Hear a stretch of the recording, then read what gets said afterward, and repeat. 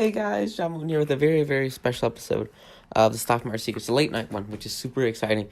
And that's something I'm really, really passionate, something I really want to share with you today about this idea of what you commit to and the time involvement of what you commit to. And I think is really important because if you can master your time, you can master your life. And you can master your life, then you're on to the races, which is really cool. So I'm gonna play the intro, and I will see you guys in just a moment.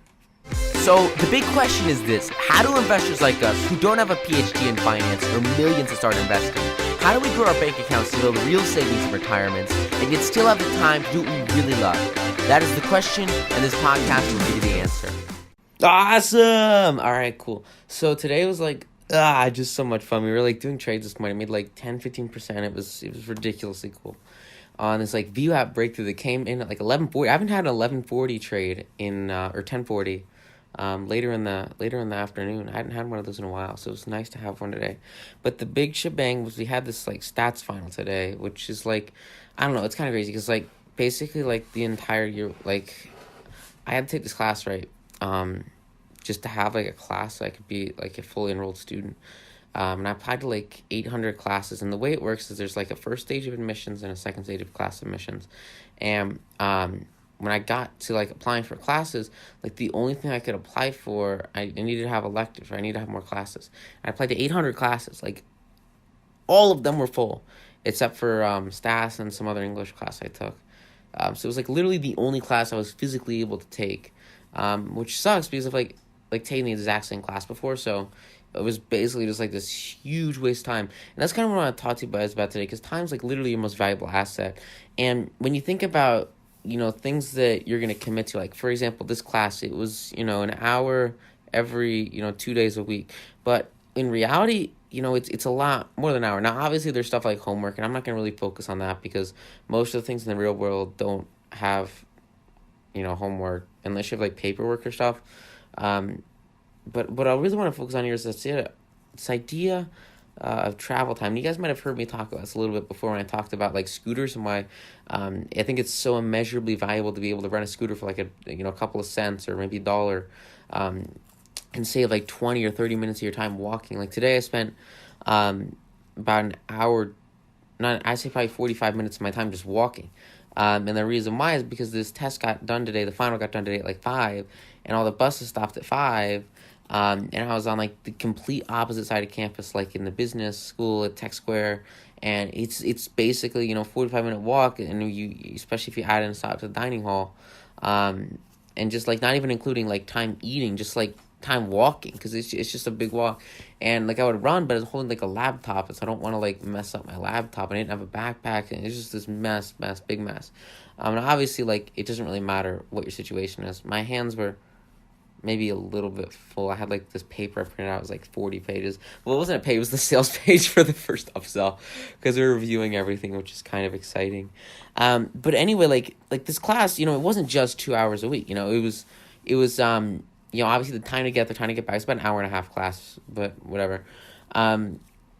It's probably a solid half hour to find a bus to get there, then half hour to find a bus back.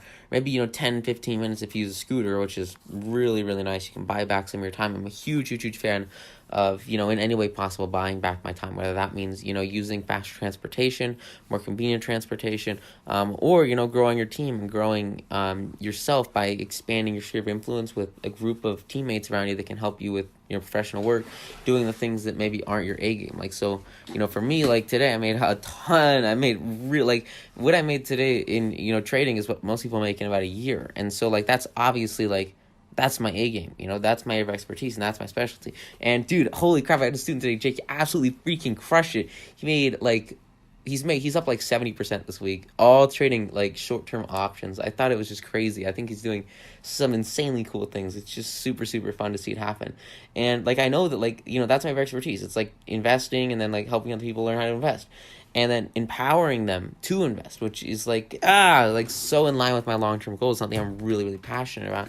And so when I think about the value of my time, I understand that I can go to a client, and obviously the value of my time is going to change over time. But right now, it's 5 or 6 figures a day. And so the way that like I value it is the way that the marketplace is going to value it. The wages or the income that I'm earning from clients is completely and totally determined by the, perceived value that I put on myself.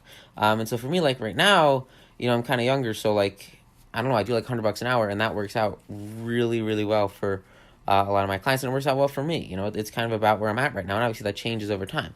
But you kind of want to have this idea of like what's your time worth. So for me, I look at it as $100 an hour, and so like anything that's sort of like, going to create less value in the marketplace than that, is something that like I would try to outsource, right, or give to someone else.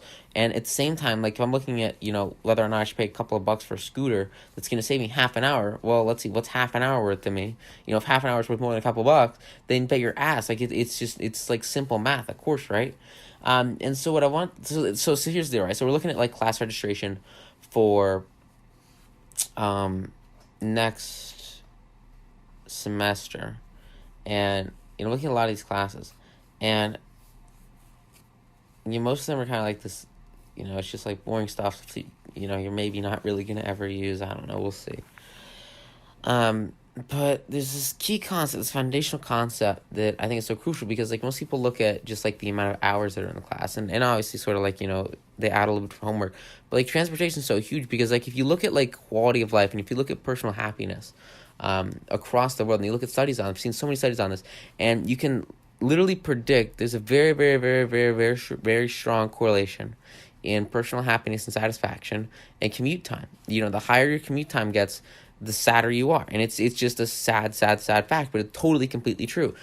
People that have longer commute times, like when I used to go to high school, like it was a half hour for me to drive back and forth to school, like that freaking, it wasn't the most fun. And I see other kids. There's one guy, he wrote this book about like how he was like this kid in New York, and he was like unbreakable, and everyone was like crushing on him, and it was really, really tough. He was literally staying up all night drinking Red Bull all night. He had a panic attack and a seizure because he stayed up for an entire week every single night. He would get home at 9 o'clock, and he would stay up until 2 o'clock or 4 o'clock, and then he would go to school the next day at 5 o'clock on the subway and take a 3-hour train ride to get to school. And every single night he would stay up to read, so that he could sort of prove himself to the people around him that he was successful, or he was important, or he was significant, and he deserved to have an impact. And he would do that by consuming information, by reading.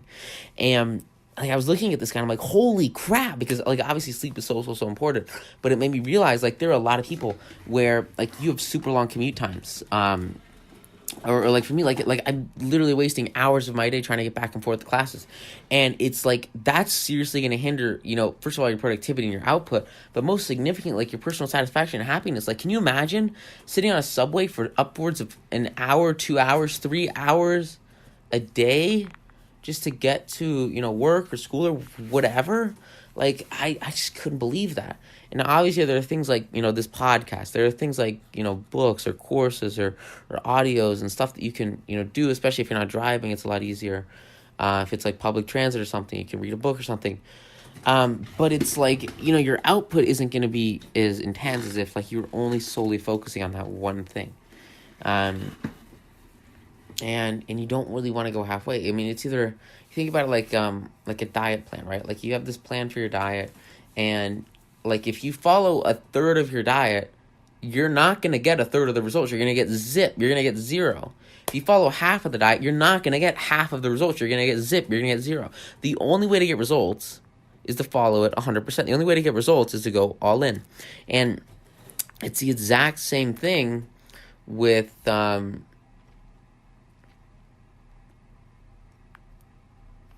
work that you fill your day with. You guys know every single day I plan out, the next day, and I just finished planning out my daily journal for tomorrow. And, I realized that there are like 2 or 3 foundational core things. One of them is this really important meeting with one of the potential co-founders or potential coders at Moneras, which I'm ridiculously excited about. He's like a lead, senior software engineer at Turner. And, to get him on board would literally be invaluable. And so I'm really, really, really pumped about that. And then, like, besides that, like, the other big things I had tomorrow is just setting up the studio and getting ready for filming, finishing up this seminar, the second upsell. Just got a couple, maybe 10 or 20 more hours of footage to shoot. And then we should have done that. That's got to be done before we go off to ski.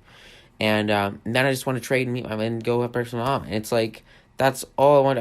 I a couple of core foundational things that I want to do. And so like the goal, right, is to pick some of those core foundational things you can do, and instead of making a to-do list, make a not to-do list. Cut the crap doesn't matter and focus instead on that exclusive, like very, very small percentage of things. Like I usually try to write about 3 primary goals for every single day. And I'll make sure that like if I commit to those goals, they are a solid use of time, and that it's worth, me driving 40 minutes and back and forth to the airport tomorrow to actually go and have that meeting or have that lunch or breakfast, because I know the results from that are going to be worth a lot more. But you have to make sure that when you think about the time you're committing to something, you don't just think about, how long you're going to be there. You also consider the travel time in between, and you try to figure out, how can you maximize your fulfillment and your happiness by trying to minimize that travel time. Because in all experiences that I've had, like, it's not particularly like 10 out of 10 stellar fun to just be sitting in cars all day. And there's obviously great entertainment from it. There's obviously great value from it, but I'd rather spend my time doing what I love, and I'm sure most people would. And some people, driving in cars all day is what they love. You have a lot of Uber drivers and a lot of Lyft drivers, and if that's you, that is awesome. That's ridiculously cool. But for me, like, I would just rather be out there doing my thing. And that's what I'm really passionate about. That's what I really love. So what I want you guys to do is kind of take this episode, take this information, take this, and go out there and apply it. And instead of, committing to really, really big events, or committing to like a club or to a class or to a recurring thing, like think about the actual time commitment it's going to take for you to get there and get back. Yesterday, my buddy, he walked an hour to get to class, only to realize that class was canceled because it was finals week and they canceled the last day of class so that people could study for finals. And he spent another hour walking back home. We wasted 2 freaking hours just walking back and forth.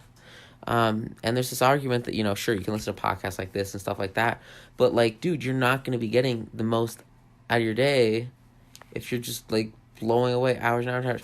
Now, there's a difference between doing this and being lazy. Like, being lazy is this idea that you want to hire people and you want to let them do most of the key work. Like, that's a really great way to scale and grow, is by focusing exclusively on your unique ability. But, like, at the same time, you don't want to just waste time, You want to be decisively lazy. You want to make your decisions. You want to make your choices. Like yesterday, it was about 7 o'clock, and I finished. I had one major goal for the morning, and then I was going to trade, and then one major goal for the afternoon. And I finished my major goal for the morning in about 3 hours. So I woke up at 4, finished it in 3 hours. And I was like, awesome, dude. And then I just watched a freaking movie, because that's what makes me happy. And then I started trading at 9, and we freaking exploded. It was awesome. And so, like, I would much rather spend my time watching a very, very, very enjoyable movie than freaking walking back and forth somewhere and just wasting my time. Because you get that full immersion. You get anything that you want. You can have that experience. You can have that goal once you have sort of that niched out area of your life where like doing this one thing. So for me, like trading stocks, doing that one thing, it will create enough value for me to go out there and do whatever I want with the rest of my time. And some of the time, what I want to do is spend my time with clients and create a lot of value in their lives and, create a lot of value in my life. And it's a back and forth relationship. And it's just so valuable because, like, you can selectively decide, look, I'm going to do 16 hours of filming for the next 5 days, and then I'm going to go on a 3-week ski trip, And I've been doing that for a couple of months now with that second upsell, which, oh my God, I'm just so excited for. But I talked about sort of this idea of like having a refresher. You need to have that refresher to have that success. And the way that you get there is by eliminating complete bogus waste of time from your life. So definitely a really, really, really cool strategy. Cool things here. One of the last things I want to leave you guys off with is something that I think is kind of critical. You guys know, like, I'm in the gym every day, and like that is such a foundational part of any kind of success, is to always have mastered control over your body. Because if you can't control your body, you mean, how are you going to control your mind? How are you going to control your portfolio? It's just a fundamentally extremely difficult thing to do. And the challenge is, I like to work out at 4 in the morning, and the gym here, like, it doesn't open till 6 o'clock, which is like, ridiculous, right? I don't know. I can't believe it. But this is, so the way I get there, right, is I'll bike there, and it's like a 5-minute bike ride. It's just a very, very short bike ride to get there. But, you got to get on a bike, and if I was going to walk there, it'd be like a 20-minute walk, 10-minute walk. And so there's this gym, like, in the building I'm in, but the gym doesn't have, like, any barbells. It doesn't have any, like, legit weights. And so what I did here is I want you guys to sort of understand the core of what I'm about to take, because I think it's so key. Obviously you can invest in assets. You can invest in stocks, you can invest in bonds, you can invest in cryptocurrency, you can invest in businesses, you can invest in any kind of thing that's going to give you a net return on your money that's very, very, very, very good. But one of the best things you can ever do, especially when you're starting out, is to invest in yourself. Now, that can be investing in a suit. I swear, guys, it's insane. You look at some of the wealthiest people on the planet, and I've seen these millionaires in, California, some millionaires, and they would literally just, some millionaires in New York, they would literally go down the poorest streets of the neighborhood, and they would hand out, $80, $120 suits, and they would give these kids these suits, and these kids would put these suits on, and what it would do, this act of kindness would fundamentally shift their entire perspective of themselves, and they would see themselves as a successful person. They would see themselves as a business person. They would see themselves as someone who makes a lot of money, not because anything in their life changed, solely because of the clothes that were on their back that boosted their confidence, because they got this suit from a stranger.